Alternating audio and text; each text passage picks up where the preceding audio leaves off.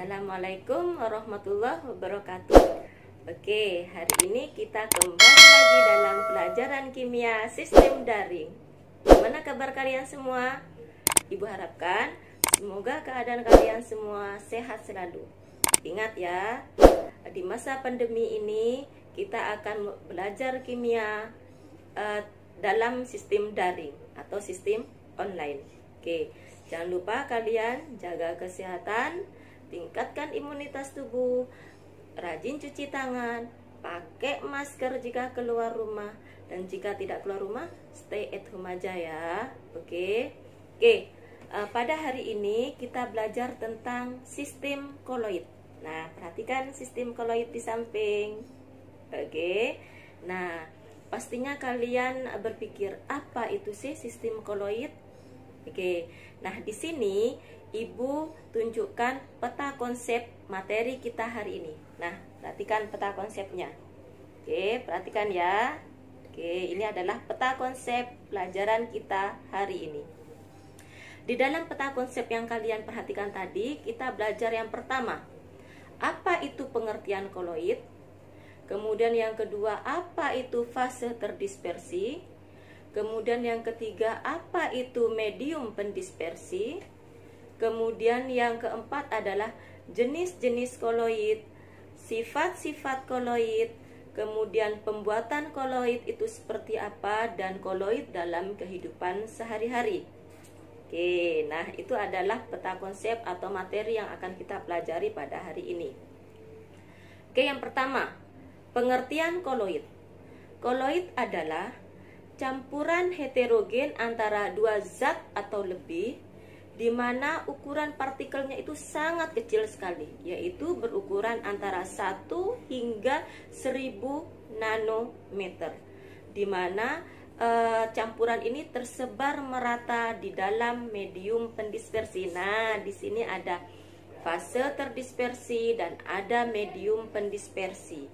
Kemudian tadi kita mendengar ada penjelasan tentang heterogen. Nah, pertemuan yang kemarin kita sudah belajar tentang heterogen, yaitu campuran heterogen. Heterogen itu adalah campuran dua zat, di mana nanti hasilnya itu masih kelihatan sifat aslinya. Misal, contoh air dengan pasir. Nah, itu adalah campuran heterogen. Ya, di mana nanti sifat larutannya itu masih tersebar, masih kelihatan sifat aslinya. Ya, yang pertama kita masuki adalah fase terdispersi. Fase terdispersi adalah zat yang tersebar merata. Jadi zat atau partikel yang tersebar merata itu namanya fase terdispersi. Kemudian yang ketiga adalah medium pendispersi. Medium pendispersi adalah wadah atau tempatnya zat yang tadi itu yang tersebar. Jadi fase terdispersi itu zat atau partikel yang tersebar, kemudian medium pendispersinya itu adalah tempatnya. Ya. Oke, berikutnya yang keempat, kita belajar tentang jenis-jenis koloid. Oke, karena tadi ada fase terdispersi dan ada medium pendispersi, maka di sini kita berbicara tentang wujud zat. Kalian pasti ingat kan, wujud zat itu ada 3. Apa saja? Oke, benar. Yaitu yang pertama padat, cair, kemudian gas. Oke, bagus. Seperti kalian masih ingat. Nah, di sini untuk jenis-jenis koloid itu dibedakan berdasarkan fase terdispersinya dan medium pendispersinya. Jadi fase terdispersi terdapat 3 wujud, padat, cair, dan gas. Kemudian medium pendispersinya itu juga terbagi menjadi 3 wujud juga, yaitu padat, cair, dan gas. Dimana nanti fase terdispersi dan medium pendispersinya itu antara padat dengan cair itu apa namanya? Cair dalam cair itu apa namanya? Nah, untuk nama-nama tersebut, nah kalian perhatikan di sini. Oke, nah kalian perhatikan di sini ada 8 jenis koloid. Ya, ada 8 jenis koloid. Perhatikan, sudah? Oke. Berikutnya, yang materi berikutnya adalah tentang sifat-sifat koloid. Sifat koloid itu ada 4. Yang pertama ada efek Tyndall, ada gerak Brown, ada adsorpsi, dan ada elektroforesis. Apa itu efek Tyndall? Efek Tyndall adalah gejala terhamburnya berkas sinar atau cahaya oleh partikel koloid. Nah, penampakannya seperti ini. Nah, ini adalah efek Tyndall. Jadi ada seberkas cahaya yang berkas cahaya itu yang masuk oleh partikel koloid. Nah, perhatikan ya. Oke, berikutnya adalah gerak Brown. Apa itu gerak Brown? Gerak Brown adalah gerakan partikel koloid yang dia bentuknya siksak. Nah, jadi kalau tadi efek Tyndall itu cahaya yang lurus, kemudian kalau gerak Brown itu bentuknya adalah siksak. Perhatikan gambar berikut. Nah, ya, ini adalah gerak Brown. Nah, kalian perhatikan gerak Brown di sini adalah gambarnya siksak.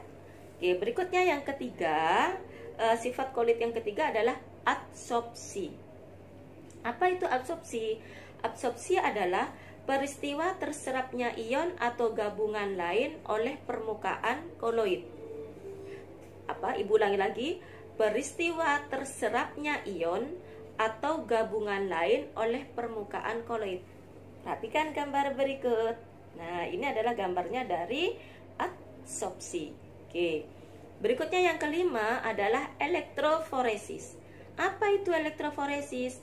Elektroforesis adalah metode untuk memisahkan partikel koloid yang menggunakan arus listrik. Jadi kalau dari kata-katanya elektroforesis, elektro berarti nanti berhubungan dengan listrik. Ibu ulangi lagi ya penjelasannya. Jadi elektroforesis adalah metode untuk memisahkan partikel koloid dengan menggunakan arus listrik. Perhatikan gambar dari elektroforesis berikut ini. Oke, berikutnya sekarang kita masuk pada materi yang ke-7, yaitu pembuatan koloid. Pembuatan koloid itu dibedakan menjadi dua. Yang pertama adalah dengan cara dispersi, kemudian yang kedua adalah dengan cara kondensasi.